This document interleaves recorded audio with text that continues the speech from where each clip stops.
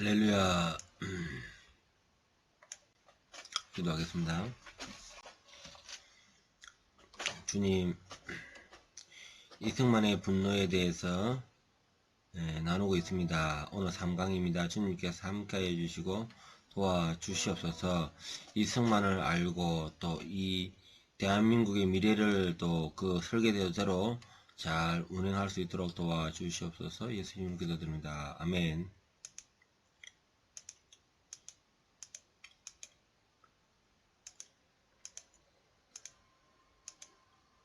미국에 대한 분노 오늘 잠시 찬양하고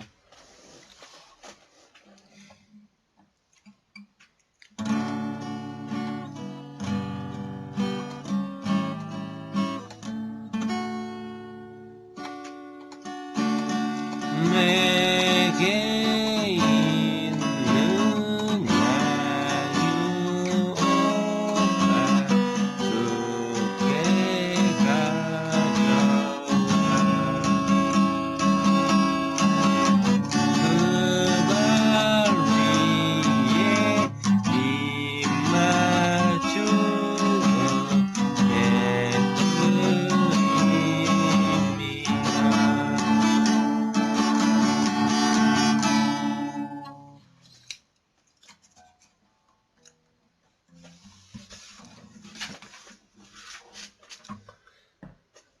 조금 이렇게 찬양을 좀 집어넣음으로 인해 여러분들이 집중할 수 있는 시간을 가지게 합니다.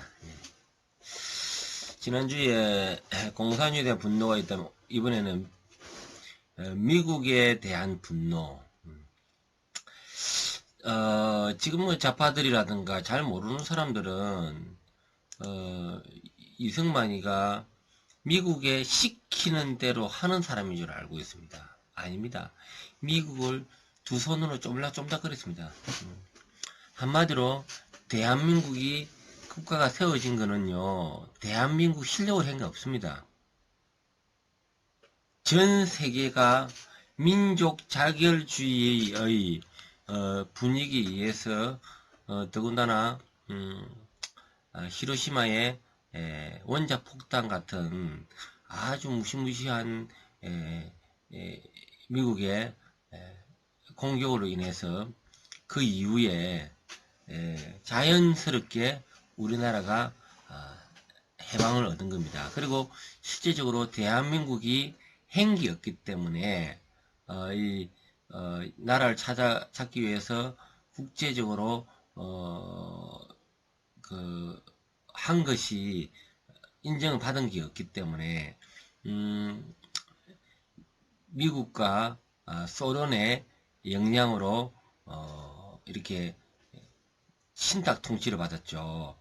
그래서 지금 현재 미군이 처음에 왔던 미군들이 신탁 통치가 끝나고 나서 보따리 싸고 지금 가려고 하는 이 찰나에 지금 있는 거예요. 자, 읽겠습니다. 미군에 대한 분노. 한미 공동 방위 군사 협의 체결 무산. 그리고 6.25. 1949년 5월 이승만은 트루만 대통령에게 서한을 보내서 북한의 남침에 대해서 할 필요가 있다고, 방위가 필요하다고 해서 한미 공동 방위 군사 협정을 체결을 요구했습니다. 그런데 미국이 여러 가지 이유로 묵살했습니다. 묵살당하고 1949년 6월에 49년 6월입니다. 우리가 1950년 6.25가 일어났잖아요. 딱 1년 만에 미군이 딱 철수하고 나서 1년 만에 전쟁이 일어난 거예요. 그 당시에 에치스 라인이 한반도에서 빠진 겁니다. 이 에치스 라인을 하면은 일본은 중요한 에치스 라인 안에 들어가고요. 우리 한반도 북한이나 남한 이 한반도는 별로 지정학적인 중요하지 않다 해서 빼뺐습니다. 그래서 소련도 먹잇감이 된 거예요. 아, 잡아먹어야 되겠다. 그래서 이미 1946년도에 북한에는 이미 나라를 북한의 그 정책적 이념의 토지 정책까지 먼저 만들고 이미 46년 3월달경에 이미 전체적인 북한이 형성되었습니다. 그래서 남한에 대한 소련의 야욕 가운데 있었는데 그래서 이 가운데 미국이 군사 미군의 어떤 전투적인 이런 물자도 없이 완전히 철수하게 되는 그런 상황이 되는 거예요. 그리고 UN 한국 위원단도 오래 해가지고 한번 봤지만은 군사 사살단을 파견했지만 미군 측에서도 1950년 1월에 앞으로 5년간은 전쟁이 없을 것이라고 답변을 보냈습니다. 나 전쟁 없다 그게. 그런데 1950년 6월 25일이네요. 6월 25일 일요일 새벽 4시에 남침을 했습니다. 제가 실수했네요. 이 중요한 역사 사실 6.25입니다. 6.25. 이승만은 6.25에 대한 미리 막기 위해서 노력했습니다. 여기 협상을 그들이 거절한 거예요. 왜? 우리나라가 실질적으로 외교적으로 우리나라 한 게 없고 그리고 뭐 내세울 게 없는 거예요. 그래서 이런 나라가 세워진다는 자체가 신기한 거고요. 그러니까 우리 외교가 시가 안 막히는 입장이었습니다. 미군은 1949년 완전히 다 빠졌습니다. 좌파에서 이야기하는 것은 이때부터 계속 있었다는 걸로 역사 왜곡하고 있습니다. 무슨 말이냐 하면요. 좌파였습니다. 미점령군이라고 표현합니다. 저거들은. 좌파들은 미점령군이 아까 전에 언제입니까? 1949년 6월 달에 미군이 어떻게 했습니까? 이게 중요한 사실입니다. 좌파들은 이거 가지고 계속 장난칩니다. 1946년 6월에 완전히 철수했습니다. 처음에 일본군이 히로시마 원자 폭탄에 의해서 그 당시에 우리나라 온갖 전국을 자기들이 투자를 다 했지 않습니까? 근데 해코지를 할 수 있음에도 불구하고 미군이 먼저 들어와가지고 그들 쫓아냈습니다. 이래 그때 들어온 미군은 계속 있은 것이 아니고요. 1949년 6월달 다 나갔습니다. 왜? 대한민국이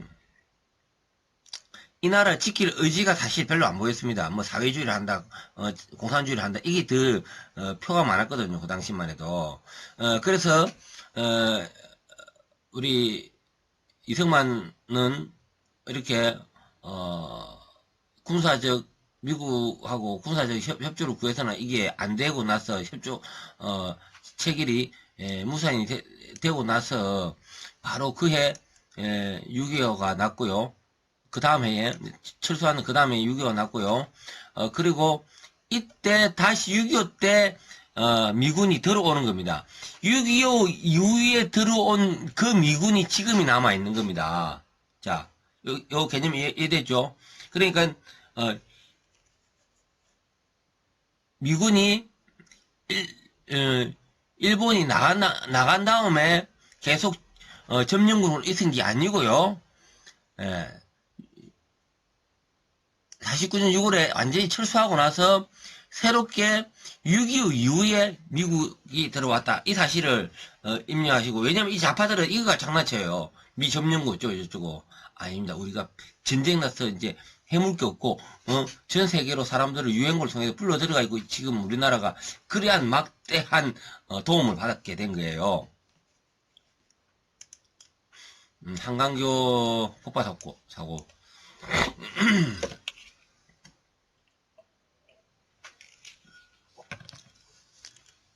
오늘 제가 하나, 둘, 셋, 넷. 지금 오늘 제가 설교를 4개를 하고 있습니다. 지금 현재 4개째를 하고 있다 보니까 목이 뭐 이렇게 불편한 거 여러분들 이해해 주시기 바랍니다. 북한군이 맹렬하게 내려오던 매우 급박한 상황에서 군 지부의 잘못된 판단입니다. 잘못된 판단. 군 지부의 잘못된 판단으로 벌어진 크나큰 사고였다. 최병덕 당시 육군 참모총장이 지시를 했는데 북한군 총에 끝내 맞아서 죽습니다. 그 당시에 최창식 대령이 이 폭발을 합니다. 지시를 했고 최창식 대령이 이걸 폭파하게 되는데 민간인이 이때 800명 이상이 죽었고요. 그리고 그 당시에 2개 사단이 내려오다가 내려오지 못하고 많은 애로사항이 있었습니다. 근데 이 사건을 통하여 좌파들은 이승만이 직접 지시했다 이런 이야기를 합니다. 전쟁에서 뭐 지금 저 뒤에서 뭐 하는지 군인들이 어디서 어떻게 싸우는지 알 수가 없습니다. 이런 전쟁 긴박으로 군 작전상 실수였거든요. 이걸 자꾸 좌파들은 악의로 이승만이 이불로 한강 다리를 끊었다. 뭐 이런 루머가 계속 일어나고 있습니다. 그렇지 않습니다. 우리 이승만은 애민 백성들을 정말 사랑했습니다. 자, 미국에 알려지지 않는 국군의 38선 돌파 명령 뭐냐면은 이승만은 북한에 있는 그 백성이 내 백성이라고 우리 백성이라고 그러한 애민 세상이 대단했습니다.